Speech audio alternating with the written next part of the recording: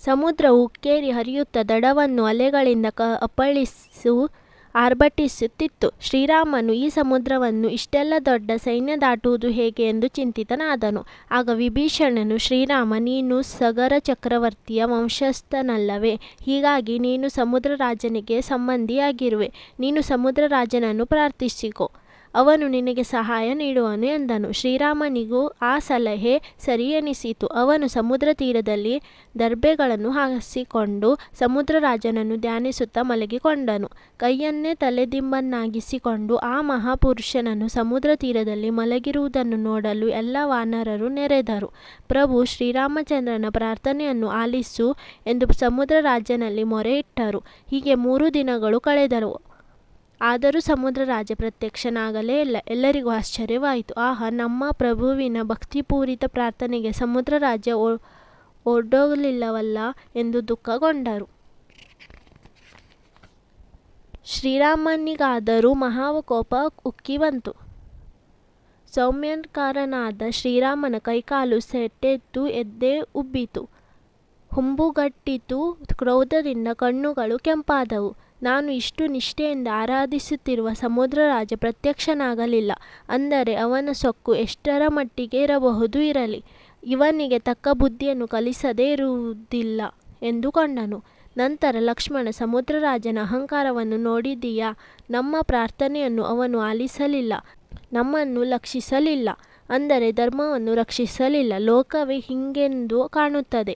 ನಾವು ಒಳ್ಳೆಯವರಂತೆ ನಡೆದುಕೊಂಡರೆ ಜನರು ನಮ್ಮನ್ನು ಕೈಯಲ್ಲಾಗದವರೆಂದು, ಹೇಡಿಗಳೆಂದು ಭಾವಿಸುತ್ತಾರೆ. ಆದರೆ ದುಷ್ಟನೊಬ್ಬ ಕ್ರೂರತನದಿಂದ ವಿಜೃಂಭಿಸಿದರೆ ಅವನನ್ನು ಗೌರವಿಸುತ್ತಾರೆ. ಸಮುದ್ರ ರಾಜನು ನನ್ನನ್ನು ಅಸಡ್ಡೆ ಮಾಡಿದ್ದಾನೆ, ನಾನು ಅವನಿಗೆ ಬುದ್ಧಿ ಕಲಿಸುತ್ತೇನೆ ಎಂದು ಹೇಳಿ ತನ್ನ ಮಹಾಧನುಸ್ಸನ್ನು ಕೈಗೆ ತೆಗೆದುಕೊಂಡು ಟೇಂಕಾರ ಮಾಡಿದನು. ಲಕ್ಷ್ಮಣ, ನನ್ನ ಪ್ರತಾಪವನ್ನು ನೋಡುತ್ತಾ ಇರು. ನನ್ನ ಕೊಂದಂಡವನ್ನು ಜಗ್ಗಿ ಬಾಣಗಳನ್ನು ಬಿಟ್ಟು ಆ ಸಮುದ್ರವನ್ನು ಇಂಗಿಸಿ ಬಿಡುತ್ತೇನೆ. ಇಲ್ಲಿರುವ ಮೀನುಗಳನ್ನು ಇತರ ಜಲಚರಗಳು ವಿಲಿ ಒದ್ದಾಡುತ್ತಾ ಪ್ರಾಣ ಬಿಡುತ್ತೇವೆ. ಹಾವುಗಳು, ತಿಮಿಂಗಲಗಳು ಸುಟ್ಟು ಕರಗವಾಗುತ್ತದೆ. ನಾವು ಸೇತುವೆ ಕಟ್ಟುವ ಅವಶ್ಯಕತೆ ಇರುವುದಿಲ್ಲ. ಬಾಣಗಳ ಹಂದರದಿಂದ ಈ ಸಮುದ್ರವನ್ನು ಮುಚ್ಚಿಬಿಡುತ್ತೇನೆ. ಎಲ್ಲರೂ ನೆಲದ ಮೇಲೆ ನಡೆದುವಂತೆ ಅದರ ಮೇಲೆ ನಡೆದುಕೊಂಡು ಹೋಗಬಹುದು ಎಂದನು. ಶ್ರೀರಾಮನ ಮಾತುಗಳನ್ನು ಕೇಳಿ ದೇವತೆಗಳಿಗೆ ಭಯವಾಯಿತು. ಸೂರ್ಯನು ಹೆದರಿಕೆಯಿಂದಮಂತೆ ಮೋಡಗಳ ಮಧ್ಯೆ ಮರೆಯಾದನು. ಆಕಾಶದಲ್ಲಿ ಧೂಮಕೇತುವು ಗೋಚರಿಸಿತು. ಸಮುದ್ರದಲ್ಲಿ ಬಡಬಾಂಗಿ ಕಾಣಿಸಿಕೊಂಡಿತು. ಸಮುದ್ರವು ಹೆದರಿ ನಡುಗುವಂತೆ ಬಿರುಗಾಳಿ ಗಿರ್ರನೆ ತಿರುಗಲಾರಂಭಿಸಿತು. ಅಲೆಗಳು ಹುಚ್ಚೆದ್ದು ಅಪ್ಪಳಿಸಲಾರಂಭಿಸಿತು. ದೇವತೆಗಳು ಶ್ರೀರಾಮನ ಕೋಪ ಬೇಡ ಎಂದು ಕೂಗಿಕೊಂಡರು. ಆಗ ಸಾಗರದ ಮಧ್ಯದಿಂದ ಸಮುದ್ರ ರಾಜ ಎದ್ದು ಬಂದ. ತಳತಳನೆ ಹೊಳೆಯುತ್ತಿದ್ದ ದಿವ್ಯ ಆಭರಣಗಳನ್ನು, ಕಿರೀಟವನ್ನು ಧರಿಸಿದ್ದ. ಸಮುದ್ರ ರಾಜನು ಶ್ರೀರಾಮನ ಬಳಿಗೆ ಬಂದು ಅವನನ್ನು ಅಪ್ಪಿಕೊಂಡನು.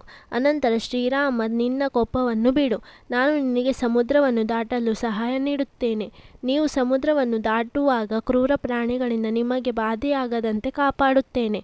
ನೀವು ಸೇತುವೆಯನ್ನು ಕಟ್ಟುವಾಗ ಯಾವ ವಸ್ತುಗಳು ನೀರಿನಲ್ಲಿ ಮುಳುಗಿ ಹೋಗದಂತೆ ನೋಡಿಕೊಳ್ಳುತ್ತೇನೆ. ನಿನ್ನ ಈ ಸೈನ್ಯದಲ್ಲಿ ನಳ ಎಂಬ ವಾನರನಿದ್ದಾನೆ. ಅವನು ದೇವಶಿಲ್ಪಿ, ವಿಶ್ವಕರ್ಮನ ಮಗ. ಸೇತುವೆಯನ್ನು ಕಟ್ಟುವುದರಲ್ಲಿ ನಿಪುಣ. ಅವನಿಂದ ಸೇತುವೆಯನ್ನು ಕಟ್ಟಿಸು, ನಿನಗೆ ಒಳ್ಳೆಯದಾಗಲಿ ಎಂದನು. ಶ್ರೀರಾಮನಿಗೆ ಬಹಳ ಸಂತೋಷವಾಯಿತು.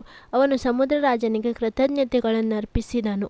ನಂತರ ಸುಗ್ರೀವ, ಸೇತುವೆ ನಿರ್ಮಾಣ ಕಾರ್ಯವನ್ನು ಈಗಲೇ ಆರಂಭಿಸೋಣ ಎಂದನು. ಕೂಡಲೇ ಎಲ್ಲ ವಾನರರು ಉತ್ಸಾಹದಿಂದ ಕಾರ್ಯಪ್ರವೃತ್ತರಾದರು.